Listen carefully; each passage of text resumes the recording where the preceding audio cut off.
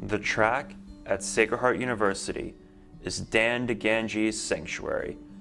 For a long time, Dan has been showing off his skills when it comes to pole vaulting. He is someone that will give it his all in order to become one of the best pole vaulters ever. Now entering his sophomore season, Dan is ready to show everyone what he brings to the table.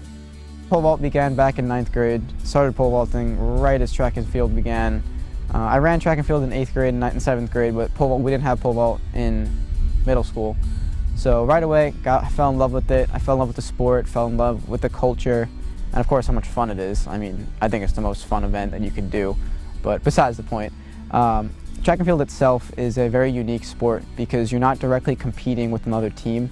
To an extent you are when it comes to the scoring, but deep down when it comes to the competition, you're competing against yourself. And you're competing against what you did the week before or the year before or whatever your previous mark was. And for that, when you compete against yourself, I think that's the most difficult opponent you could face. And when you can face the most difficult opponent, it pushes you to do your best. Not only does he have a lot of love and dedication to the sport, he also loves his teammates. Ever since joining the team his freshman year, he has made a great impact on everyone around him since they think so highly of him. Having Dan as a teammate has been one of the greatest blessings in my life. I know he is one of the most genuine people I've ever met in my entire life. He's always there for you when you need, and I consider him one of my closest best friends, and we've only known each other for a little over a year now, and I feel like I could trust him with my entire life basically. He's just all around just a great guy, and I'm just so lucky to have him in my life. What is the biggest lesson that I've learned from Dan?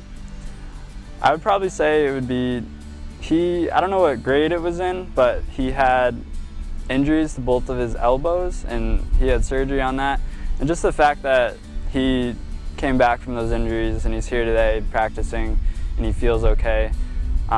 His perseverance through that just motivates me myself because I'm dealing with a hamstring injury, and it just makes me know that you can always come back, no matter how severe the injury is. I don't know if there's really one time that his leadership has stuck out to me as being very outgoing and just one instance where it's had an impact on me. I think he's just the leader all the time, so I think everything he does impacts my life and my decisions. I mean, at track, he's always pushing everyone to be a better person, be a better athlete. And I think that really has pushed me to be a better athlete. The relationships he has made are ones that will last a lifetime. When it comes to his personality, there is one thing everyone has in common. Genuine. Genuine. He's just genuine. I think that he means well, and he's just a good all-around kid, and you can't take that away from him.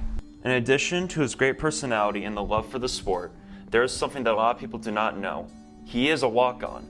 However, this just motivates him to work hard every day. It's shown that it doesn't matter if you're a walk-on or you're a scholarship or that maybe you don't even do a sport, is that you can achieve whatever you want to achieve if you just put the work in. And what happened this past year is being a walk-on, I put in work in the fall, and I proved to my coach that I have the ability to compete. And when sadly spring didn't happen, but when winter came around, my coach said, hey, this kid knows what he's doing, this kid put in the work, and he put me in a bunch of meets. So I guess you could say that in general, it'd just be, you put it in the work, success will come, results will come. With his leadership on this team and the dedication he has to this sport, there are a couple of things Dan wants to accomplish with the 2 years he has left.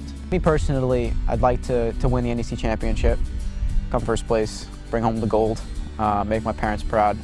But most importantly, it'd be to leave a mark on the school that I came to.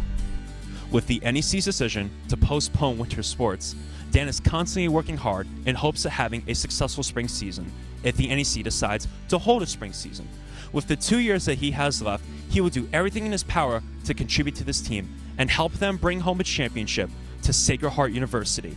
Reporting from Fairfield, Connecticut, I am Brendan Capozzi, Sports Broadcasting.